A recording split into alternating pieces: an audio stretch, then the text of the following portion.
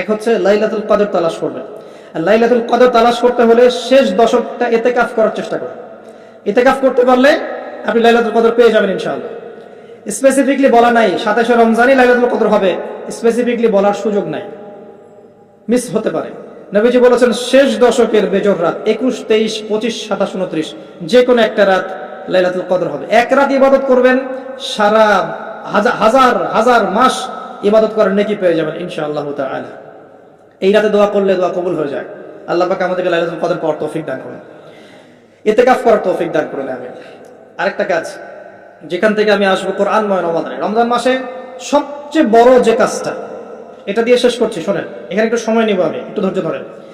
রমজান মাসের সবচেয়ে বড় কাজ এবং রমজান মাস যে কারণে মহামান্বিত বা মহিমান্বিত, শব্দটা হয়তো আমি ভুল বলেছি, তো সেটা হচ্ছে আল কোরআনুল কারীম।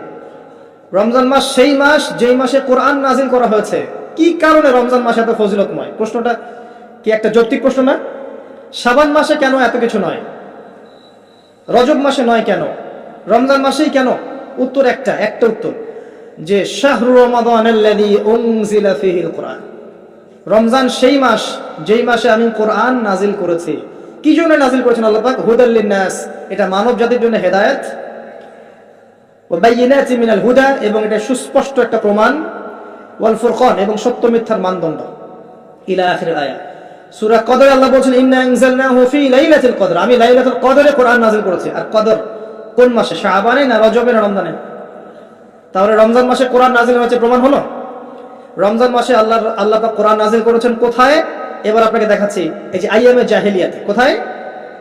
আইয়ামে জাহেলিয়াতে, যখন একটা যুগের মধ্যে শিরক আছে, সুদ আছে, ঘরে ঘরে শিরক, ঘরে ঘরে সুদ, ঘরে ঘরে মাদক, ঘরে ঘরে মেয়েদের অবমাননা এবং গোত্রীয় হানাহানি, কাটাকাটি, মারামারি, জেনা, ব্যভিচার ভর্তি একটা সমাজের মধ্যে। এখানে রমজান মাসে লাইলাতুল কদরে আল্লাহ কোরআন নাজিল করছেন। কথা কি বুঝতে পারছেন? এবার এই মাসটাকে আল্লাহ পাক সম্মানিত করে দিলেন। তাহলে রমজান মাসের মূল কাজটা কি? কোরআনকে সময় দেয়া। এই মাসের মূল বিষয়টা কি? আল কোরআন। এখন আসেন, এই জাহেলি যুগে কোরআন নাজিল হলো মাত্র 23 বছর পর। কত বছর? মাত্র 23 বছর কোরআন অনুযায়ী চলার পরে দেখা গেল ওই জাহেলি যুগের মধ্যে কোনো শিরক নাই, ওই জাহেলি যুগের মধ্যে কোনো সুদ নাই, ওই জাহেলি যুগের মধ্যে কোনো নারীর অবমাননা নাই, ওই জাহেলি যুগের মধ্যে কোনো রকমের মাদক নাই, এই জাহেলি যুগের মধ্যে, ওই জাহেলি যুগের কোনো গোত্রীয় হানাহানি নাই, সবাই ভাই ভাই হয়ে গেছে। সুবহানাল্লাহ। কত বছর? 23 বছর। কিভাবে চলেছেন? এই আল্লাহর কিতাব আল কোরআনুল কারীম, এর শিক্ষা এবং এর ব্যাখ্যা সুন্নাহ, এটাকে ফলো করে চলা হয়েছে 23 বছর, মাত্র 23 বছর। এখন সেই আল্লাহ কি নাই? সেই নবী নাই? নবী জীবিত না থাকলেও তার সুন্নাহ নেই, এবং সেই কিতাব আমাদের মাঝখানে নাই? সবই আছে। যদি সেই আল্লাহ থাকেন, সেই নবীর সুন্নাহ থাকে, এবং সেই কিতাব আমাদের মাঝে থাকে, তাহলে আমাদের জাহিলিয়াতগুলো দূর করা সম্ভব না? কি করবেন রমজান মাসে কোরআনকে? আপনি জেনেছেন রমাদান মাস কোরআনের মাস, এই মাসটাকে আপনি কিভাবে মূল্যায়ন করবেন? আমি কয়েকটা ক্লাসিফিকেশন বলছি, লিসেন, এই জায়গাটা একটু ভালো করে শোনেন। 1 নাম্বার, বিভিন্ন শ্রেণীর মানুষ থাকে।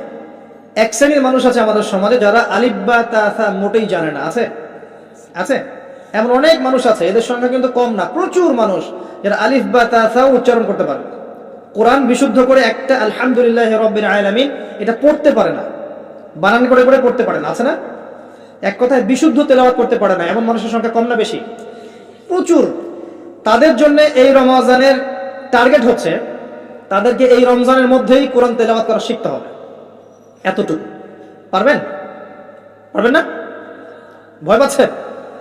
রমজান 1 মাস সময় লাগার কথা না, আপনার 20 দিন সময় লাগবে কোরআন তেলাওয়াত শিখতে ইনশাআল্লাহ। বিশ্বাস হচ্ছে না? হয়তো আপনি দ্রুত গতিতে পড়তে পারবেন না, কিন্তু পড়তে পারবেন। আপনি মদ, মাখরাজ, তাজবিদগুলো শিখতে পারবেন। এখন আপনার জন্য টার্গেট যারা কোরআন মোটেই তেলাওয়াত করতে পারেন না, এই মাসে 1 মাসের মধ্যে আপনি কোরআন তেলাওয়াত করা শিখবেন, এটাই আপনার টার্গেট। পারবেন? মনে রাখবেন, নবী সাল্লাল্লাহু আলাইহি ওয়াসাল্লাম বলেছেন ইকরাউল কোরআন, তোমরা কোরআন তেলাওয়াত করো। ফাইন্নাহু ইয়াতি ইয়াউমাল কিয়ামা শাফিআন লিআসহাবি, কোরআন কিয়ামতের দিন তার পাঠকারীর জন্য সুপারিশকারী হবে ইনশাআল্লাহ তাআলা। খায়রুকুম মান তাআল্লামাল কোরআন ওয়া আল্লামা, তোমাদের মধ্যে সেই ব্যক্তি শ্রেষ্ঠ বা উত্তম যে নিজে কোরআন শেখে, অন্যকে শেখায়।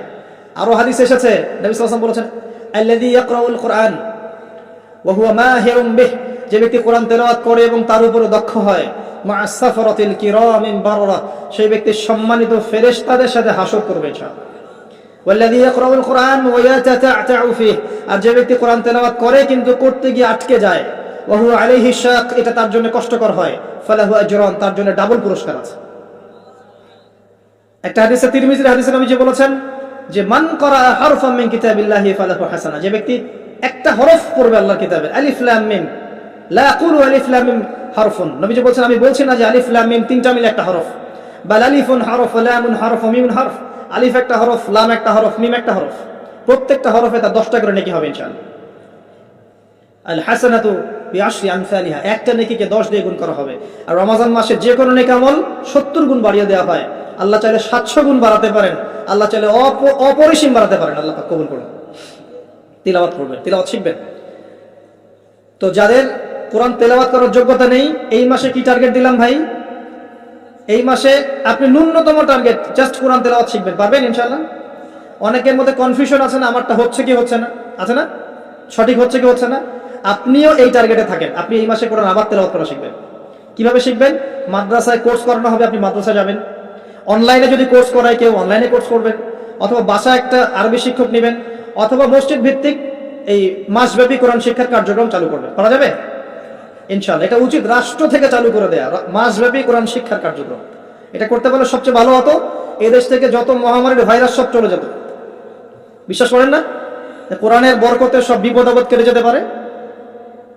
সূরা বনী ইসরাঈল আল্লাহ পাক বলেছেন যে ওয়াইদা ক্বরা'তাল কুরআন, হে নবী আপনি যখন কোরআন তেলাওয়াত করবেন বা করেন, জাআলনা বাইনাকা ওয়া বাইনাল্লাযীনা লা ইউমিনুনা বিল আখিরাহ হিজাবান মাসতুরা, যখন আপনি কোরআন তেলাওয়াত করেন তখন আপনার এবং ওই জগৎ, যে জগৎটা আল্লাহ এবং পরকালে বিশ্বাস করে না, এদের মাঝখানে, মানে ইমানদার এবং এর শত্রুদের মাঝখানে আমি আল্লাহ একটা অদৃশ্য পর্দা স্থাপন করে দেই। সুবহানাল্লাহ।